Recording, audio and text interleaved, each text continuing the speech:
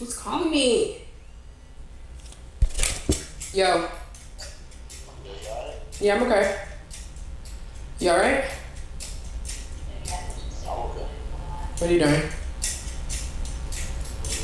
But look, I'm doing my 21 days, so just letting you know. You said you're doing your who?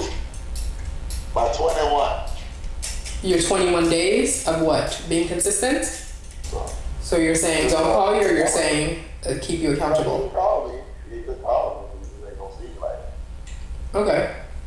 So your 21 days includes not seeing family? Is that what you're telling me? It's not even out. Yes, I guess. So not seeing family for 21 days is what you're saying? I guess. I'm gonna call your mama. I'm gonna tell her next. Okay, she gonna cuss your ass out. So you just not gonna see your mama for 21 days?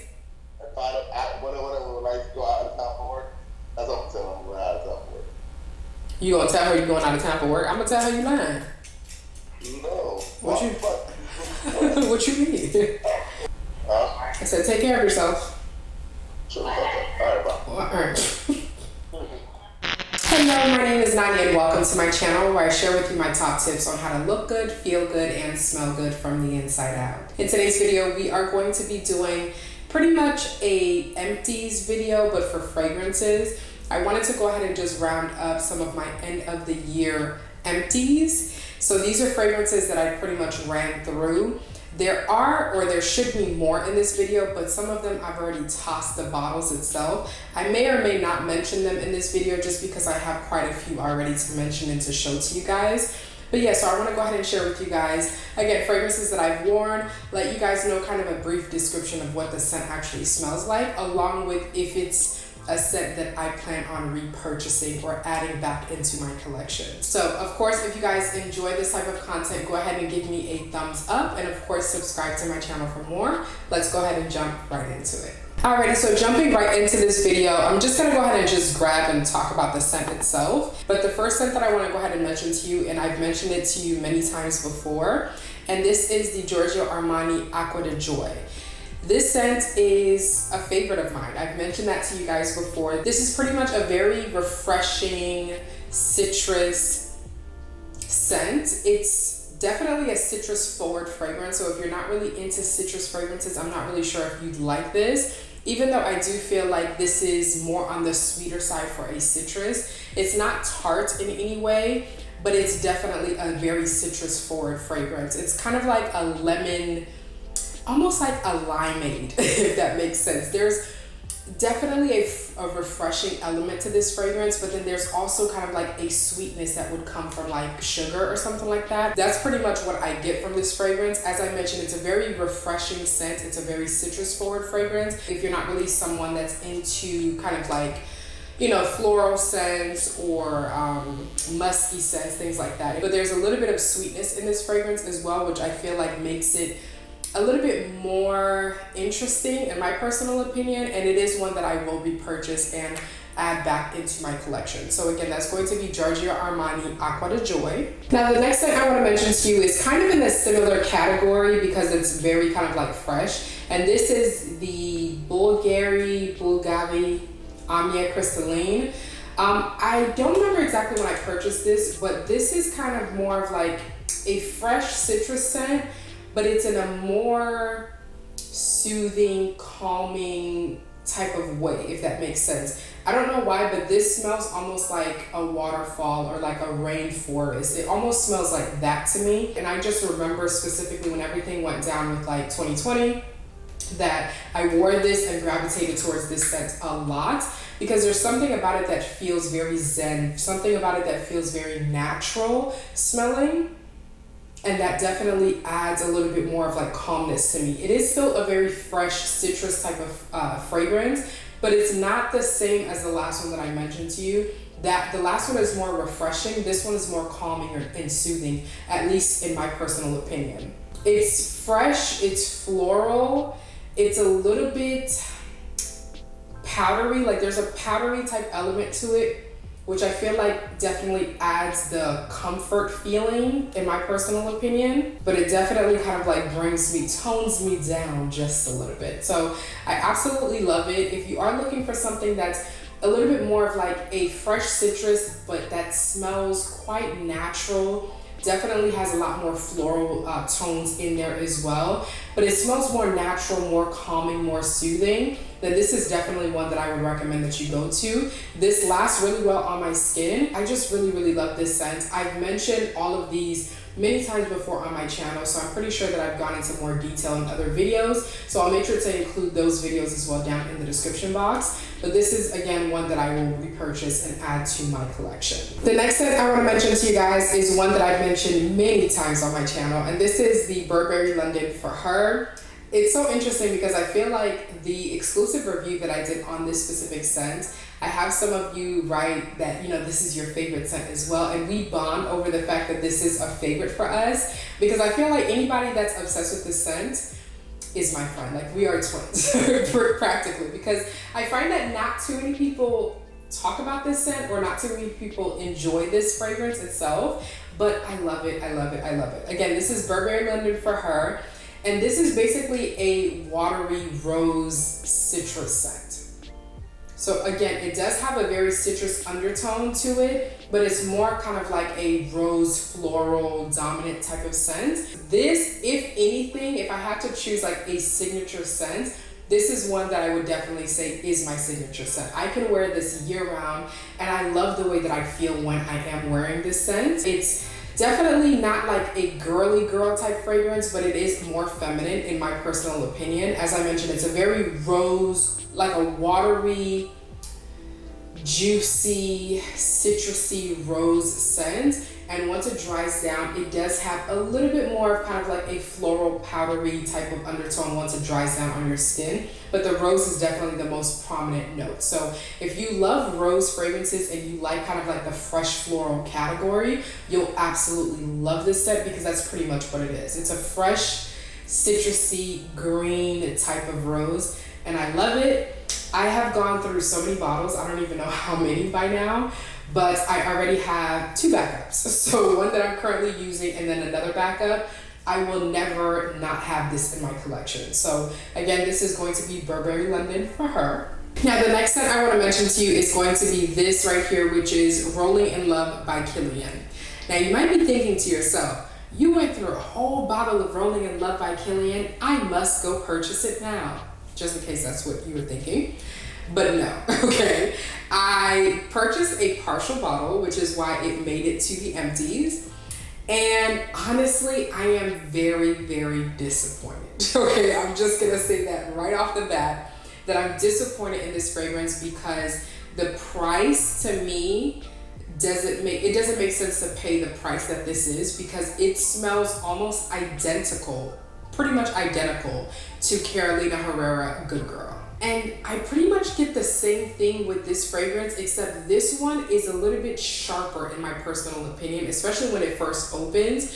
Even though this has an almond note in it as well, it's not that different or that unique for me to justify the price of this fragrance itself. So if you've been looking at a lot of people's reviews and you've been thinking to yourself, oh my goodness, I need to add this to my collection because the way that it's being described and the bottle looks amazing. Honestly, the bottles for Kilian are absolutely gorgeous. So I get it. I understand it. Okay, especially this red. I'm not really a red person, but this red is gorgeous. But for the price tag, it is not worth it. This is not one that I will continue to repurchase. I'm actually very happy that I purchased a partial bottle versus actually buying it full out and full price, because honestly, it's not worth it. It smells exactly like Carolina Herrera Good Girl, and it's just not original. There's nothing about it that smells, let me see if I have a drop or two. There's nothing about it that smells unique to me. There's nothing about it that smells like, oh my goodness, this is the sexiest things I've ever smelled. Like, nothing at all. It has the same Carolina Herrera Good Girl DNA. There's something about it that's a little bit screechy and perfumey to me in this one. And even though it has a little bit more of like that almond prominent, like the almond is a little bit more prominent in this scent, it's not really as like decadent as I feel like other people are describing the scent. I don't know, I'm just disappointed. I'm really disappointed because the bottle, the price, like I expected for the scent to be a bit more unique. I expected it to be a bit more long lasting. I expected so much more because of the fact that it's a niche house, but it's screechy, it's a little bit more perfumey. There's something that's a little bit sharp to me about this one, and it just smells too similar to me to Carolina Herrera Good Girl. So that's going to be Rolling in Love by Kilian. Now the next scent I want to mention to you is going to be Guess by Marciano. I'm not really sure how to pronounce that. But I mentioned this a very long time ago. I don't think that I mentioned this in a while on my channel, but this is basically a very like musky patchouli type scent. So if you like your musky notes, you'll like this, and if you like patchouli, you'll definitely like this as well. I believe patchouli's in it, but there's definitely something in it that smells kind of similar to me to like patchouli. It's very kind of like musky. There's a little bit of a powdery element to it as well. It's sweet, but it's definitely more of like a tart sweetness. So think more of like a pomegranate or like a cranberry, that type of element. It does have kind of like that fruity, sweet undertone, like sweet tart undertone to it. But once it fully dries down, it's more of like a musky, very kind of like earthy type of scent. And I love it. I honestly feel like this is one that nobody talks about. And I've had it for a very long time. Like I tried this probably over a decade ago, is when it was introduced to my collection. And I really do enjoy this scent, but there's a part of me that feels like I wish it got a little bit colder in South Florida because I would wear it a little bit more often. But it's very musky, very heavy, very earthy with like that patchouli type note that I feel like it performs better during like fall and winter or just like a cool night out. So I might have to like take a trip for this scent, but I find it to be beautiful. It's very inexpensive as well. If you like very strong, powerful, musky, tart type fragrances, you'd probably really get a lot of use out of this. As it begins to dry down, there's kind of like this smooth creaminess to it. So even though in the beginning it's very powerful because of that patchouli or that tartness from the fruit, as it dries down, it does kind of like mellow out a little bit more and makes it a little bit more wearable. And to me, I find it to be quite sexy as well, especially at nighttime. So again, that's going to be Guess by Marciano. The next scent I want to mention is going to be Hypnose by Lancome. Okay, you guys probably can't even see the bottle because of the white wall.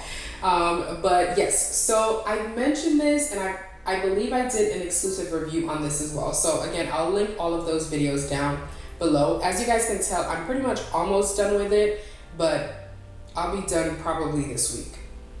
This is one that I feel like no one really talks about. This is one that I do feel is a little bit more on the mature side. So I feel like a woman in her 30s and above would probably have more of an appreciation for this scent profile itself. But I feel like no one really talks about this scent. There's definitely something about the passion flower that to me smells a little bit kind of like tropical, like a tropical fruit.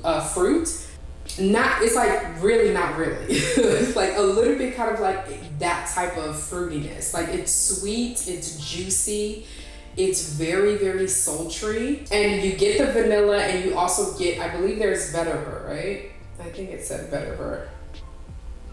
But there's an earthiness there, yeah. So there's an earthiness there. It's a sweet, tropical, floral, earthy scent. I definitely feel like this is an underrated fragrance for sure. Like I mentioned, I don't think that it's gonna be everyone's cup of tea. It's quite a unique fragrance that I've had in my collection. It is one that will be repurchased as well. I did see that there's, I don't know if it was an EDT or like another flanker that they had that I wanna try to see how different it is. But like I mentioned, this is one that I find to be very underrated.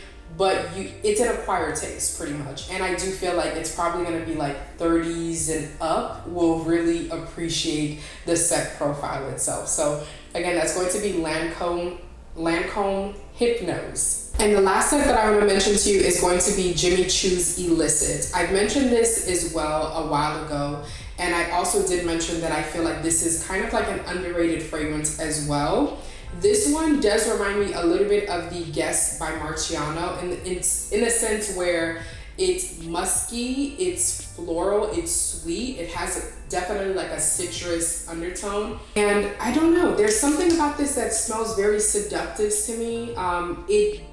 I don't think that it's mature necessarily, but I do feel like it is still slightly an acquired taste. I don't think that it's going to be kind of like a crowd pleasing, everyone will love it type of fragrance. If you are someone that likes sweet, citrus, warm, spicy type of fragrances, you'd probably like this. There's like a caramel note. Once it completely dries down, it definitely gets a little bit more like closer to the skin, more sexy, more seductive, definitely a little bit more like confident. There's something that's a little bit creamy in this as well. I feel like the caramel doesn't make it like overly sweet, but it's still a sweet fragrance in my personal opinion. And it's quite a beautiful fragrance. I feel like not too many people talk about this fragrance, but I mentioned that I do love the original Jimmy Choo by Jimmy Choo, and that one is like a very strong, bold, powerful scent. It doesn't smell the same in my opinion at all, but think of that type of profile, but way toned down, sweeter and smoother. Just think, but it is still a very powerful, bold type of scent, but it's a little bit more like seductive, more wearable, more approachable in my opinion. So that's going to be the last fragrance I want to mention to you. That's Jimmy Choo by Jimmy Choo. I apologize. That's Jimmy Choo Illicit by Jimmy Choo. But yeah, so let me know your thoughts if you have any of these scents that I've mentioned to you guys. And then also let me know down below which fragrances have you emptied this year and which ones you are going to maybe re-add to your collection or won't add to your collection. I would love to hear from you guys as well down in the comment section. Again, thank you guys so much for tuning into another video. If you enjoyed this, make sure that you go ahead and give me a thumbs up and of course subscribe to my channel for more. I hope you guys are staying safe. God willing, I'll see you guys next time. Bye.